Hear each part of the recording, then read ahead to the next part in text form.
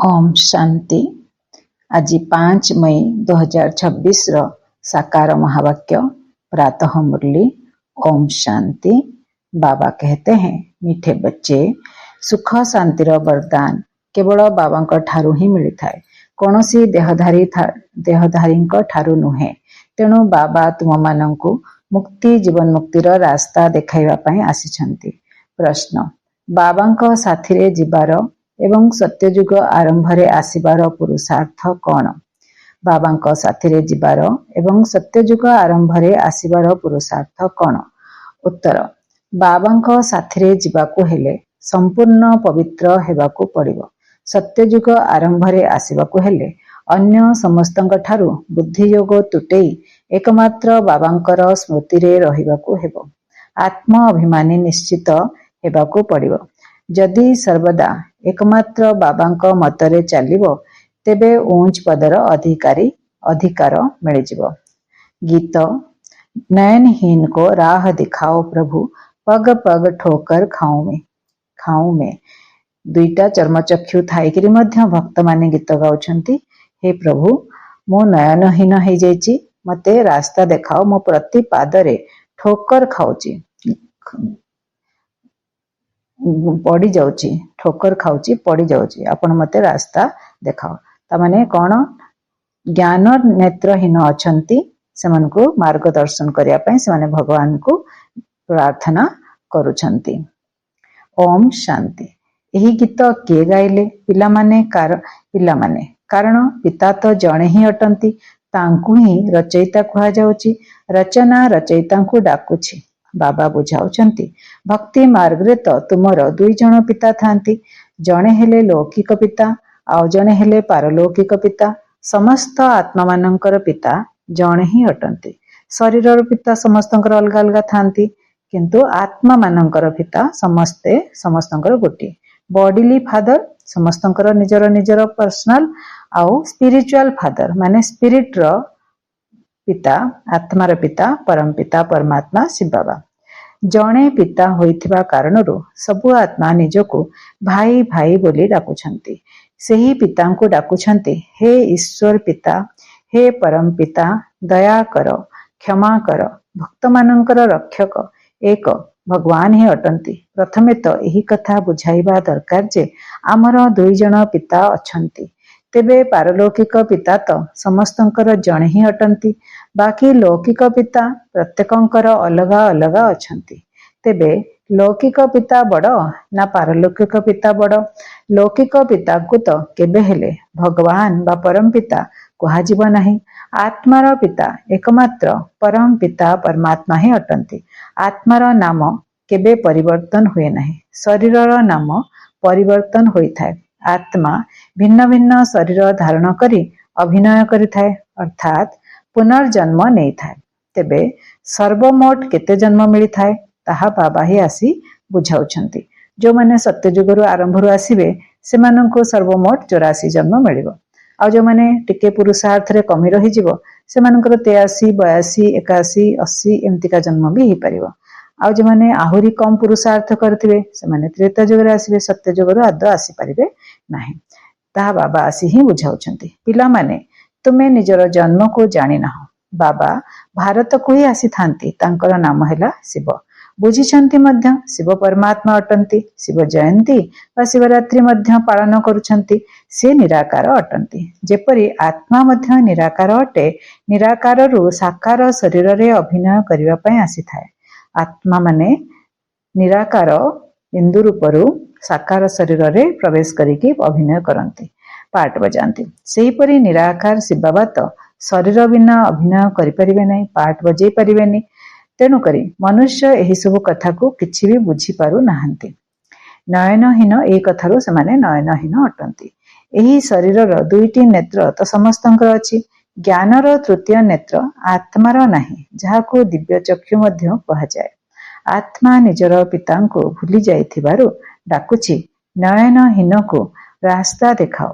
केउठिकार रास्ता? शांति धाम एवं सुख धाम रो रास्ता। समस्तंकर सद्गति दाता सद्गुरु जणे ही अटंती। मनुष्यंकर गुरु होई सद्गति देई परिबो नाही। ନା ନିଜେ ସଦ୍ଗତି ପ୍ରାପ୍ତ କରିପାରନ୍ତି ନା ଅନ୍ୟକୁ ଦେଇପାରନ୍ତି। ଏକମାତ୍ର ବାବା ହିଁ ସମସ୍ତଙ୍କୁ ସଦ୍ଗତି ଦେଇଥାନ୍ତି। ମଣିଷ ନିଜେ ନିଜକୁ ତ ସଦ୍ଗତି ଦେଇପାରୁନାହାନ୍ତି ଆମେ ଦେଖୁଛେ, ଆଉ ସେମାନେ ଅନ୍ୟକୁ କେମିତି ଦେଇପାରିବେ? ସେହି ଅଲଫ ଅର୍ଥାତ ଆଲ୍ଲାହ ଅର୍ଥାତ ବାବା ଅର୍ଥାତ ବାବାଙ୍କୁ ୟାଦ କରିବାକୁ ହେବ, ମନେ ପକେଇବାକୁ ପଡିବ। ବାବା ବୁଝାଉଛନ୍ତି କୌଣସି ମନୁଷ୍ୟ ମୁକ୍ତି, ଜୀବନ ମୁକ୍ତି, ଶାନ୍ତି ଏବଂ ସୁଖ ସବୁଦିନ ପାଇଁ ଦେଇପାରିବ ନାହିଁ। ସୁଖ ଶାନ୍ତିର ବରଦାନ ତ ଏକମାତ୍ର ବାବା ହିଁ ଦେଇପାରିବେ, ମନୁଷ୍ୟ ମନୁଷ୍ୟକୁ ଦେଇପାରିବ ନାହିଁ। ଭାରତବାସୀ ଯେତେବେଳେ ଶତପ୍ରଧାନ ଥିଲେ ସେତେବେଳେ ସତ୍ୟଯୋଗୀ ସ୍ୱର୍ଗବାସୀ ଥିଲେ। ଆତ୍ମା ପବିତ୍ର ଥିଲା, ଭାରତକୁ ସ୍ୱର୍ଗ କୁହାଯାଉଥିଲା। ଯେତେବେଳେ କି ଆତ୍ମା ମାନେ ପବିତ୍ର ଶତପ୍ରଧାନ ଥିଲେ। ଶତପ୍ରଧାନ ମାନେ 7 ଗୁଣ। 7 ଗୁଣ ମାନେ ଜ୍ଞାନ, ଶାନ୍ତି, ସୁଖ, ପ୍ରେମ, ପବିତ୍ରତା, ଶକ୍ତି ଏବଂ ଆନନ୍ଦ। ଏ 7ଟି ଗୁଣ ପୂର୍ଣ୍ଣ ମାତ୍ରାରେ ଆତ୍ମା ମାନଙ୍କ ପାଖରେ ଥିଲା। ତାପରେ ତୁମମାନେ ଜାଣିଛ, ବାସ୍ତବରେ ଆଜିଠାରୁ 5000 ବର୍ଷ ପୂର୍ବରୁ ଭାରତ ସ୍ୱର୍ଗ ଶତପ୍ରଧାନ ଥିଲା। ଏହି ଲକ୍ଷ୍ମୀ ନାରାୟଣଙ୍କର ରାଜ୍ୟ ଥିଲା। ଏବେ କଳିଯୁଗର ଅନ୍ତିମ ସମୟ, ଏହାକୁ ନର୍କ କୁହାଯାଉଛି। ଏହି ଭାରତ ସ୍ୱର୍ଗ ଥିବା ସମୟରେ ବହୁତ ଧନବାନ ଥିଲା। ହୀରା ନୀଳାର ମହଲ ଥିଲା। ବାବା ପିଲାମାନଙ୍କୁ ସ୍ମରଣ କରାଇ ଦେଉଛନ୍ତି, ସତ୍ୟଯୁଗ ଆରମ୍ଭରେ ଏହି ଲକ୍ଷ୍ମୀ ନାରାୟଣଙ୍କର ରାଜଧାନୀ ଥିଲା। ତାକୁ ସ୍ୱର୍ଗ ବା ବୈକୁଣ୍ଠ କୁହାଯାଉଥିଲା। ଏବେ ତ ସ୍ୱର୍ଗ ନାହିଁ। ଏହି କଥା ବାବା ଆସି ବୁଝାଉଛନ୍ତି। ବାବା ଭାରତକୁ ହିଁ ଆସିଥାନ୍ତି। ନିରାକାର ଶିବ ଜୟନ୍ତୀ ମଧ୍ୟ ପାଳନ କରୁଛନ୍ତି। କିନ୍ତୁ ସେ କଣ କରୁଛନ୍ତି ଏକଥା କେହି ଜାଣିନାହାନ୍ତି। ଆମ ଆତ୍ମାମାନଙ୍କର ପିତା ଶିବ ଅଟନ୍ତି। ତାଙ୍କର ଆମେ ଜୟନ୍ତୀ ବା ଜନ୍ମୋତ୍ସବ ପାଳନ କରୁଛେ। ବାବାଙ୍କର ଜୀବନ କାହାଣୀକୁ ମଧ୍ୟ କେହି ଜାଣିନାହାନ୍ତି। ଗାୟନ ମଧ୍ୟ ହେଉଛି, ଦୁଃଖ ମେ ସିମରଣ ସବ କରେ, ସୁଖ ମେ करे ନା କୋଇ, ଅଗର ସୁଖ ମେ करे ତ ଦୁଃଖ କାहे को ହୋଇ। ସତ୍ୟ ତ୍ରେତା ଯୁଗରେ ସୁଖର ଦିନ, ସତ୍ୟ ଯୁଗ ତ୍ରେତା ଦିନ ବହୁତ ସୁଖ, ଅପରମ ଅପାର ସୁଖ। ତ ଏମିତି ସୁଖ ସମୟରେ କେହି ବି ଶିବ ବାବାଙ୍କୁ ଆମେ ୟାଦ କରୁନେ। ଶିବ ବାବା ପରମ ଧାମରେ ସାଇଲେଣ୍ଟରେ ବସିଥାନ୍ତି, କେହି ଆମେ ୟାଦ କରୁନୁ। ଦ୍ୱାପର ଯୁଗରେ ଦୁଃଖ ହେଲା ମାତ୍ରେ ଆମେ ଡାକୁ। ଦ୍ୱାପର ଯୁଗରେ କଳି ଯୁଗରେ ଯେତେବେଳେ ବିକାରର ପ୍ରବେଶତା ହୁଏ, ରାବଣର ପ୍ରବେଶତା ହୁଏ, ଦୁଃଖ ହୁଏ, ସେତେବେଳେ ଆମେ ତାଙ୍କୁ ଡାକୁ। ତେଣୁକରି ବାବା କହୁଛନ୍ତି ଦୁଃଖ ମେ ସିମରଣ ସବ କରେ, ସୁଖ ମେ करे ନା कोई। ସତ୍ୟ ତ୍ରେତା ଯୁଗରେ ଆମେ ତାଙ୍କୁ ସିମରଣ କଲେନି। ଅଗର ସୁଖ ମେ करे ତ ଦୁଃଖ କାहे को ହୋଇ। ସୁଖରେ ଯଦି କରିଥାନ୍ତେ ତାହେଲେ ଦୁଃଖ କାହିଁ ହେଇଥାନ୍ତା। କିନ୍ତୁ ଡ୍ରାମା ଅନୁସାରେ ଦୁଃଖର ଦିନ ବି, ସୁଖ ପରେ ଦୁଃଖ ଚକ୍ର ବୁଲିବ, ଦୁଃଖର ଦିନ ମଧ୍ୟ ଆସିବ। ମନେ ବାବା କହୁଛନ୍ତି ତ ହେ ଈଶ୍ୱର ପିତା ଦୟାକର। ପିଲାମାନେ ଡାକୁଛନ୍ତି ହେ ଈଶ୍ୱର ପିତା ଦୟାକର। ଆମେ ବହୁତ ଦୁଃଖୀ ହେଇଯାଇଛୁ, କାରଣ ଏହା ରାବଣ ରାଜ୍ୟ ଅଟେ।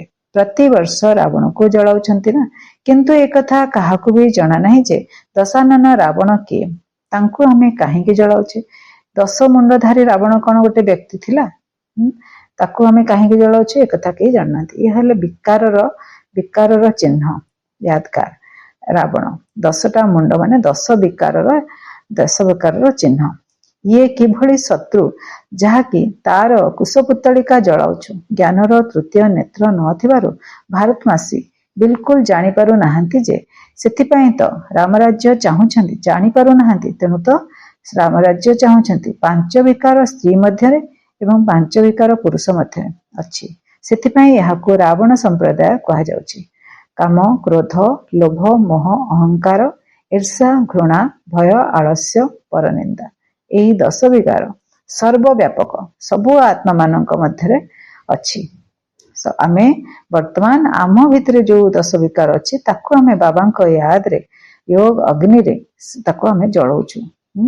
ଏହି ରାବଣ 5 ବିକାର ହିଁ ସବୁଠାରୁ ବଡ଼ ଶତ୍ରୁ ଅଟେ, ଯାହାର ପିତୁଳା ତିଆରି କରି ଜଳାଉଛନ୍ତି। ଭାରତବାସୀ ମାନଙ୍କୁ ଏହି କଥା ଜଣା ପଡୁନାହିଁ ଯେ ଏହି ରାବଣ କିଏ, ଯାହାକୁ ଜଳାଉଛନ୍ତି। ରାବଣ ରାଜ୍ୟ କେବେଠାରୁ ଆରମ୍ଭ ହେଲା ଏକଥା ମଧ୍ୟ କାହାକୁ ଜଣା ନାହିଁ। ବାବା ବୁଝାଉଛନ୍ତି ରାମ ରାଜ୍ୟ ସତ୍ୟଯୁଗ ଆଉ ତ୍ରେତା ଯୁଗ, ରାବଣ ରାଜ୍ୟ ଦ୍ୱାପର ଯୁଗ ଏବଂ କଳିଯୁଗ। ସତ୍ୟ ଯୁଗରେ ଏହି ଲକ୍ଷ୍ମୀ ନାରାୟଣଙ୍କର ରାଜ୍ୟ ଥିଲା। ଏମାନଙ୍କୁ ଏହି ରାଜ୍ୟ କେଉଁଠୁ ଆଉ କିପରି ମିଳିଥିଲା, ଏହା କେହି ଜାଣିନାହାନ୍ତି। ଏସବୁ ବୁଝିବାର କଥା, ଏହା ଉପରେ ଧ୍ୟାନ ଦେବାକୁ ପଡିଥାଏ। ବାବା परम प्रिय अटंती सेथिपाई तो तांको भक्ति मार्ग मध्य डाकुछंती। भारत रे जेतेबेले एमानंकर बा लक्ष्मी नारायणकर राज्य थिला सेतेबेले दुखर नामगंध नथिला। एबे यह दुखधाम अटे, दुखर धाम बनिगला। केते प्रकारर धर्म रहिछि। सत्ययुगरे गोटिए धर्म थिला, ताहा हला आदि सनातन देवी देवता धर्म। तेबे एते सबु आत्मा माने कुआडे चली गले एकथा काहाकू जणा नाही, कारण नयनहीन अटंती। बाबा हमको बुझाउछंती से आत्मा माने सब परम धाम रे जाइकी बसिबे, शांति धाम रे जाइकी बसिबे, से गोटे स्थान रे बसी रहिबे। तळे सत्य त्रेता युग हबो, देवी देवता माने आसिकी लीला करिवे। शास्त्र गुड़िकरू काहाकू भी ज्ञानर तृतीय नेत्र मिली पारिबो नाही। ज्ञान नेत्र ज्ञानर सागर परम पिता परमात्मा ही देइथांती। आमको तृतीय नेत्र मिलुछि। आत्मा भूली गलानी जे मु केते जन्म नेछि। सत्ययुगरे जेउ देवी देवता मानकर राज्य थिला ताहा कुआडे गला। गायन मध्य करूछंती जे मनुष्य 84 जन्म निये, 84 जन्मर चक्र बोली कहउछंती। किंतु केउ आत्मा 84 जन्म नेउछि? जो माने प्रथमे भारत रे जन्म नेउछंती सेमाने जे सत्ययुगर आरंभ रे आसीबे से 84 जन्म पाइबे। श्रेष्ठ पुरुषार्थी माने 84 जन्म पाइबे। बाबांकर श्रीमत जे ठीक भाबरे पालन करिवे से 84 जन्म पाइबे। बाबा कहउछंती सेमाने थिले देवी देवता, पुणी 84 जन्म भोग करी शेषरे पतित हे जाउछंती। गायन मध्य करूछंती, हे पतित पावन। तेबे प्रमाणित करूछंती जे आमे पतित अटु। हे पतित पावन, तुमे पतित माननको पावन बनेला वाला, आ आमे पतित अटु। आ देवी देवता पावन अटंती, तुमे हमको पतित रु पावन बनै दियो। सेथिपाई डाकुछंती, हे पतित पावन, आमको पावन करिबा पाई आस। जे निजे ही पतित से पुणी अन्य को पवित्र किपरि करिवे? जो मनीष माने पतित ही जाइछंती, साधु सन्यासी कहंतु, आचार्य कहंतु, पंडित कहंतु, विद्वान कहंतु, सेमाने केमति निज ज्ञान द्वारा हमको पतित रु पावन बनै परिवे? बाबा बुझाउछंती अधा कल्प भक्ति मार्गरे रावण राज्य 5 विकार थिबा कारणरू भारत एते दुख भोगुछि। 84 जन्म तो नेउछंती, तार मध्य हिसाब बुझाइबा दरकार। प्रथमे सत्य युगरे सत प्रधान थांती, पुणी त्रेता युगरे सत गुणे ही जाती। आत्मा रे खाद पड़ जाए, अर्थात विकारर प्रवेशता होई थाए। बाबा भारत को ही आसुछंती, शिव जयंती पालन करुछंती। अन्य सबु आत्मा माने तो गर्भरु ही जन्म नहीं थांती। बाबा कहउछंती मु साधारण वृद्ध शरीर रे प्रवेश करुछि, जहांकर यहा बहुत जन्मर शेष जन्म अटे। एही ज्ञान कोनसी जणे व्यक्ति को दिया जाऊ नाही। यहा गीता पाठशाला। मनुष्य को देवता करिबा पाई एठारे राजयोगर शिक्षा दिया जाउछि। तुमे माने एठाकू स्वर्गर राजत्व प्राप्त करिबा पाई आसुछ, जहा बाबा ही तुमको देई परिबे। गीता पढ़िबा द्वारा केही राजा होई न थांती। दुनिया रे जो गीता अछि पुस्तक, से गीता पढ़ी कि केही राजा ही नाहंती, आहुरी दरिद्र ही जाउछंती से माने तळको खसी आसुछंती दिन को दिन।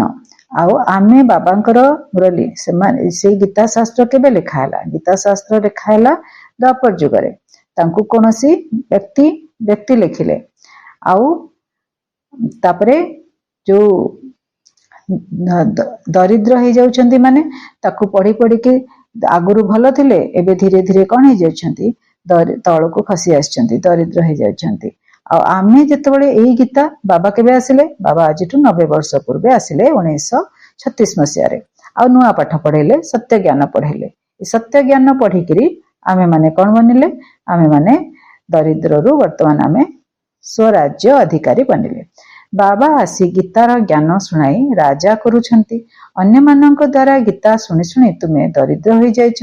भारत रे जेतेबेले एही लक्ष्मी नारायणकर राज्य थिला, सेतेबेले पवित्रता, शांति एवं समृद्धि थिला।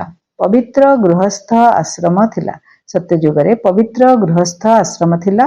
द्वापर कली युगरे अपवित्र गृहस्थ बनिगला।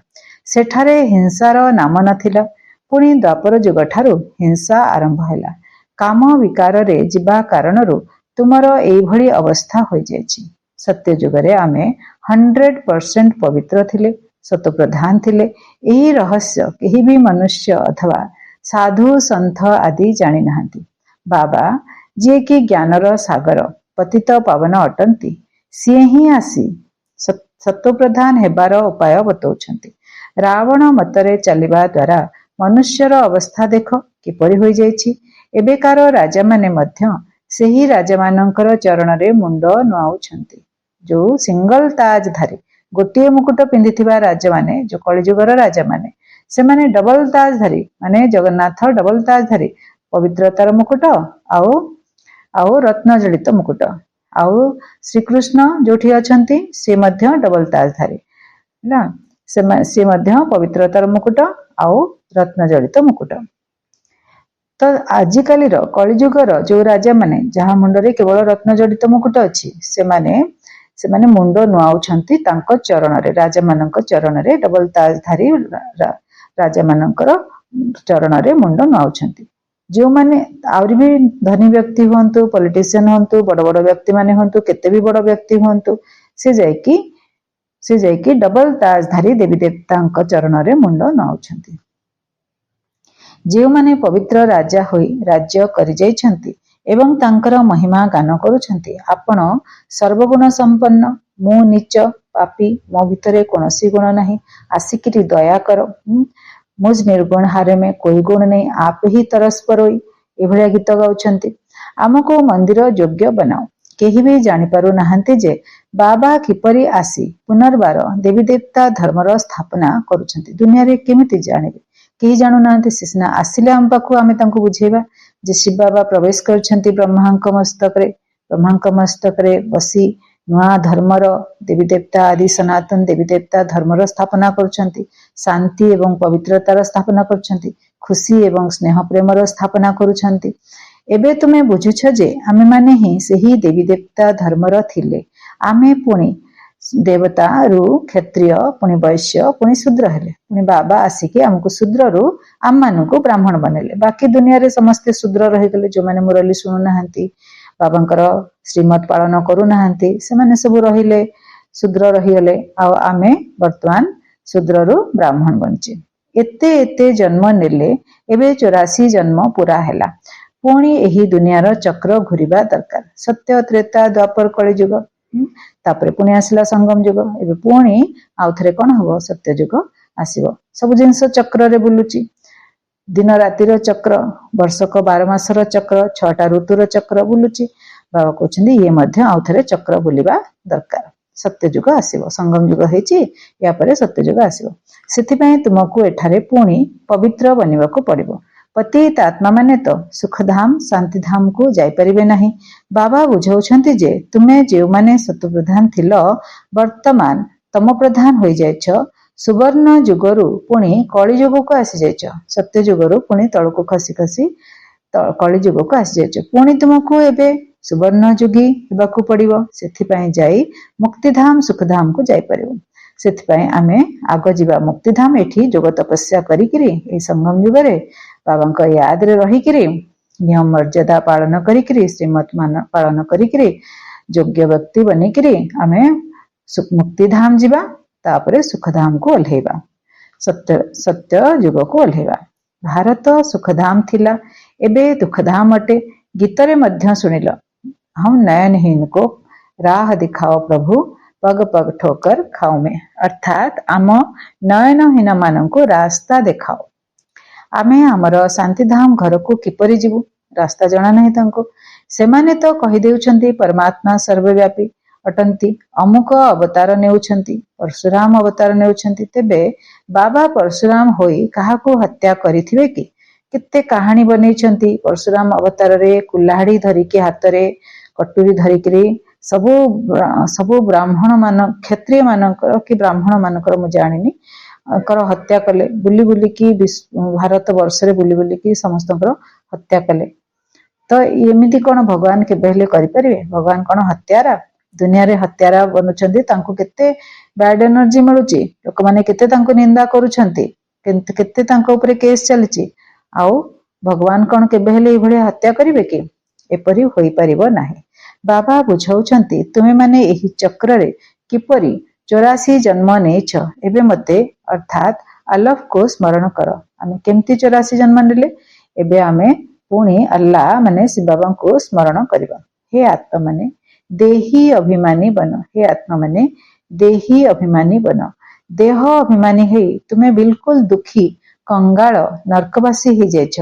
जदि स्वर्गवासी हेबाकू चाहुछ तेबे आत्मा अभिमानी निश्चित हेबाकू पड़िबो।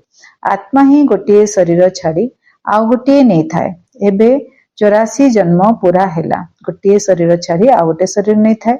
एबे 84 जन्म पूरा हैला। पुणी सत्ययुग को जीवाको हेबो। एबे मते मने पकाओ, मुझे याद करो एवं अन्य सबु संगठारु बुद्धि जोग तुटेई दियो। भले गृहस्थ व्यवहार रे रुह। बाबा कहउछन्ती घर छाड़ी के कुआडे जिबा आमे। आमे जो रचना रचिचे, आमे जो बापा माँ कहार पति अछंती, कहार पिला माने अछंती, ए रचना भाई भौणी केमतिका संसार हमर अछि, ताकू छाड़ी के आमे कुआडे जिबा। तांकर सेवा के करिवो? हमर दायित्व, हमर ड्यूटी। भले गृहस्थ व्यवहार रुह किंतु निजको आत्मा निश्चय कर। गोटे आत्मा गोटे शरीर छाड़ी आउ गोटे नहीं थाए। एबे तुमको देही अभिमानी हेबाकू पड़िबो। एई संसार रे रहिकी एई कलिजुग रे एई जो हमर देहर परिवार अछि से परिवार रे रहिकी हमको देह अभिमानी रु देही अभिमानी बनियाको पड़िबो। माने आत्मा अभिमानी बनियाको पड़िबो। माने आत्मार जो 7 गुण को हमको धारण करियाको पड़िबो। ज्ञान, शांति, सुख, प्रेम, पवित्रता, शक्ति एवं आनंद यहाको धारण करियाको पड़िबो। बाबा कहउछन्ती मते मने पकेले सबु खाद बा विकारर भस्म, विकार सबु भस्म हे जिवो। तुमे मते याद कर, विकार सबु तुमरो भस्म हे जिवो। तुमे पवित्र हे जिवो। पुणी मु समस्त संतान माननकु साथी रे नै जिवि। जदि मो मतरे न चलिबो तेबे एते ऊंच पद पाई परिबो नाही। एही लक्ष्मी नारायणकर ही ऊंच पद अटे। जेतेबेले एमानंकर राज्य थिला सेतेबेले अन्य कोनोसी धर्म नथिला। द्वापर युग ठारू अन्य सबु धर्म आसी थांती। बाबा कहउछन्ती सत्य युग रे मनुष्य मध्य अल्प थांती। एबे तो अनेक धर्म होई जिबा कारणरू मनुष्य केते दुखी हे जाइछन्ती। संसार रे जनसंख्या बहुत बढ़ी जाइछन्ती, बहुत दुखी हे जाइछन्ती। सेही देवता माने एबे पतित होई जाइथिबा कारणरू निजको देवता बोली कहु नाहंती। हिंदू नाम रखि देइछन्ती। हिंदू तो कोनोसी धर्म नुहे। बाबा बुझाउछन्ती रावण ही तुमको एई भली करि देइछि। तुमे जेतेबेले योग्य देवी देवता थिलो सेतेबेले सारा विश्व उपरे तुमर राज्य थिला। समस्ते सुखी थिले। एबे समस्ते दुखी ही जाइछन्ती। भारत स्वर्ग थिला, ताहा एबे नरक होई जाइछि। पुनर्बार नरक को स्वर्ग रे परिणत करिवार कार्य बाबांक बिना आउ केही करि परिबे नाही। पुनर्बार नरक को स्वर्ग रे परिणत करिवार कार्य बाबांक बिना आउ केही करि परिबे नाही। देवता मानकु संपूर्ण निर्विकारी कहा जाए। एठाकार मनुष्य तो संपूर्ण विकारी अटंती। एमानंकु पतित कहा जाउछि। भारत शिवालय थिला। शिव बाबांक द्वारा स्थापना करा जाइथिला। बाबा आसी स्वर्ग निर्माण करूछन्ती। पुणी एहाकु रावण नरक करि देउछि। रिपीट होउछि। दिन रातिर चक्र जेमती रिपीट होउछि सेमती सत्य त्रेता द्वापर कलिजुग जेतबेले रिपीट होउछि सेतबेले बाबा आसी स्वर्ग निर्माण करूछन्ती। पुणी एहाकु रावण नरक करि देउछि। रावण अभिशाप देउछि। बाबा 21 जन्म पाई संपत्ति देउछन्ती। बाबा हमकु वर्षा देउछन्ती माने संपत्ति देउछन्ती आ रावण हमकु श्राप देउछि। तो बाबा कहउछन्ती 21 जन्म पाई संपत्ति देउछन्ती। एबे तुमे प्रत्येक संतान बाबांकु ही स्मरण कर। आमे बाबांकु याद करिवा निरंतर। कोनोसी देहधारी को याद कर नाही, स्मरण कर नाही। देहधारी को भगवान कुहाजिब नाही। आमे जो एते देवी देवता को साधु महात्मा इत्यादि को पूजा कले सेमान को केबे हेले भगवान कुहाजिब नाही। भगवान तो जणे ही अटंती। बाबा तो बेहद्र अविनाशी संपत्ति दउछन्ती। बेहद्र पिता, अनेक आत्मा मानकर पिता, सबु धर्मर आत्मा मानकर पिता, बेहद्र पिता। तेणु से संपत्ति मध्य दउछन्ती बेहद्र असीम अपरम अपार बहुत संपत्ति। जेमति कि वैकुंठ दउछन्ती। कुबेरर खजाना दे दउछन्ती। बेहद्र अविनाशी संपत्ति देउछन्ती। पुणी रावण अभिशप्त करि दउछि। वर्तमान भारत अभिशप्त। ବର୍ତ୍ତମାନ ଭାରତ ଅଭିଶପ୍ତ ହୋଇଯାଇଛି, ବହୁତ ଦୁଃଖୀ ହୋଇଯାଇଛି। ଏବେ ତୁମକୁ ରାବଣ ଉପରେ ବିଜୟ ପ୍ରାପ୍ତ କରିବାକୁ ହେବ। ଗାୟନ ମଧ୍ୟ ଅଛି, ଦାନ ଦେଲେ ଗ୍ରହଣ ଛାଡ଼ିଯିବ। ସେହି ଚନ୍ଦ୍ର ଗ୍ରହଣ ତ ପୃଥିବୀରେ ଛାୟା ଅଟେ। ବାବା କହୁଛନ୍ତି ଗାୟନ ମଧ୍ୟ ଅଛି, ଦାନ ଦେଲେ ଗ୍ରହଣ ଛାଡ଼ିଯିବ। ଦେ ଦାନ ତ ଛୁଟେ ଗ୍ରହଣ। ସେହି ଯେମିତି ଆମର ଗ୍ରହଣ ଲାଗିଥିଲେ ଆମେ କଣ କରୁ, ଗାଧେଇ ପାଧେଇ ସାରିକିରି ପୁଣି ଟିକେ ଦାନ କରୁ, ଯାହା କହିଲେ କିଛି ଦାନ କରୁ। ବ୍ରାହ୍ମଣକୁ ଛଞ୍ଚା ଦିଅନ୍ତି, ଆଉ କିଏ କାହାକୁ ଦାନ ଦିଅନ୍ତି। ତ ଗ୍ରହଣ ଯେତେବେଳେ ଯାଏ ଦାନ ନ କରିବ ସେତେବେଳେ ଯାଏ ଗ୍ରହଣ ଛାଡ଼ିବନି। ଏବେ ମଧ୍ୟ ଆମ ଜୀବନରେ ଯୋଉ ରାହୁ କେତୁ ଇତ୍ୟାଦି ଶନି ଶୁକ୍ର ଯାହା ବି ଅନ୍ୟ ଦଶା ସବୁ ପଡ଼ିଛି, ଯୋଉ ବିକାର ସବୁ ପ୍ରବେଶ କରିଛି, ବିକାର ଯୋଗୁ ସମସ୍ୟା ଆମ ଜୀବନରେ ଅଛି, ସେ ସବୁ ଛାଡ଼ିବ କେମିତି? ଯଦି ଆମେ ଦାନ ଦେବା। ବାବା କହୁଛନ୍ତି ତୁମେ କାମ ବିକାରର ଦାନ ଦିଅ। କ୍ରୋଧ, ଲୋଭ, ମୋହ, ଅହଙ୍କାର, ଈର୍ଷା, ଘୃଣା, ଭୟ, ଆଳସ୍ୟ, ପରନିନ୍ଦା ଏସବୁ ଜିନିଷ ମତେ ଦେଇଦିଅ। ଏସବୁ ଜିନିଷ ତୁମେ କରନି। ତା ବଦଳରେ ତୁମେ ଦୈବୀ ଗୁଣ ଧାରଣ କର। ଦୈବୀ ଗୁଣ ସୁଖ, ଶାନ୍ତି, ପ୍ରେମ ଇତ୍ୟାଦି।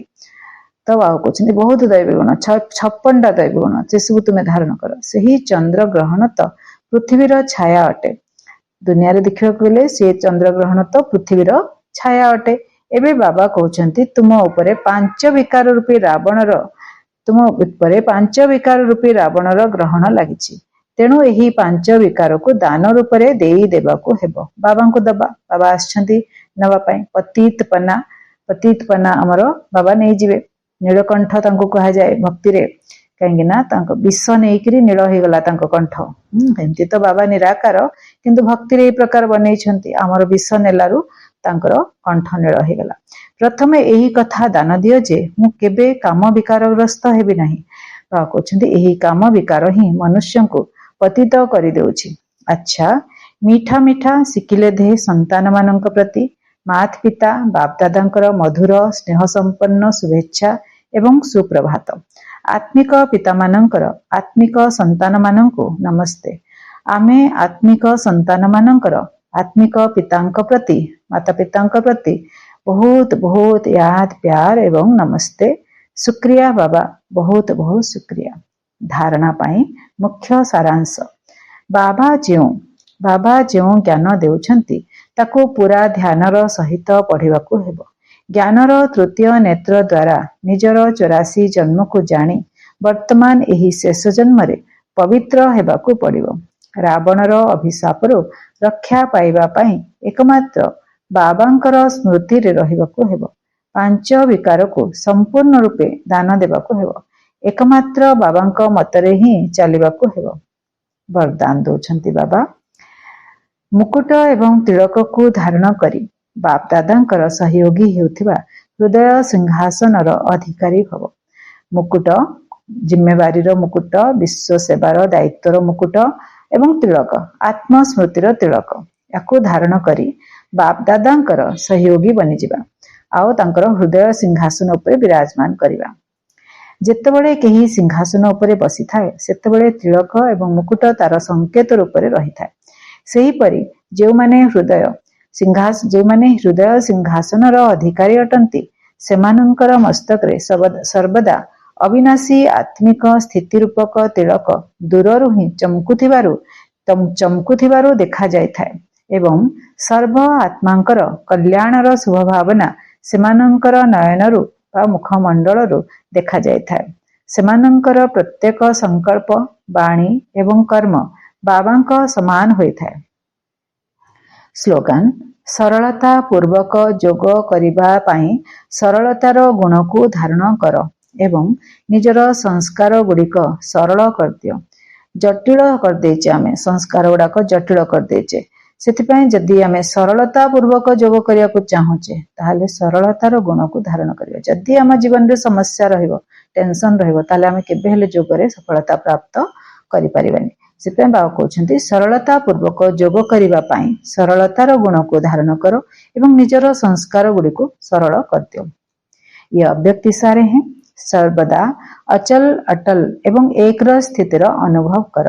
ଯେଉଁମାନଙ୍କର ବାସ୍ତବିକ ଜୀବନରେ ଡ୍ରାମା ଜ୍ଞାନର ଧାରଣା ହୋଇଥିବ ସେମାନେ କେବେ ବି ହଲଚଲ ହୋଇପାରିବେ ନାହିଁ। ଯଦି ଆମେ ପ୍ରତିଦିନ ମୁରଲୀ ଶୁଣିବା ଆଉ ତାକୁ ଡିପରେ ପଢ଼ିବା ଆଉ ବୁଝିବା, ହୃଦୟଙ୍ଗମ କରିବା, तेबे ज्ञानर धारणा आमर बुद्धि रे धारण हेजिबो ताहले सेमाने केबे हेले तेबे सर्वदा एक रस अचल अटल हेबार विशेष शक्ति हेला ड्रामार पॉइंट एक रस अचल अटल हेबार विशेष शक्ति हेला ड्रामार पॉइंट एहाको शक्ति रूपरे धारण करिथिबा आत्मा केबे भी हारी परिबो नाही कारण एही कल्याणकारी ड्रामार प्रत्येक दृश्य रे कोनोसी ना कोनोसी कल्याण अंतर्निहित अटे जदि आमे टिके अपेक्षा करिबा को जिंस हमको पसंद आसुनी भलो लागुनी एमती काई हेई गला बोली भाबुचे ठीक नुह एटा अकल्याण हेई गला बोली भाबुचे टिके अपेक्षा करिबा बाबा को याद करिबा किछि दिन रे तार कल्याण नजर आसीबो देखा जिवो तेनो धैर्यशील होई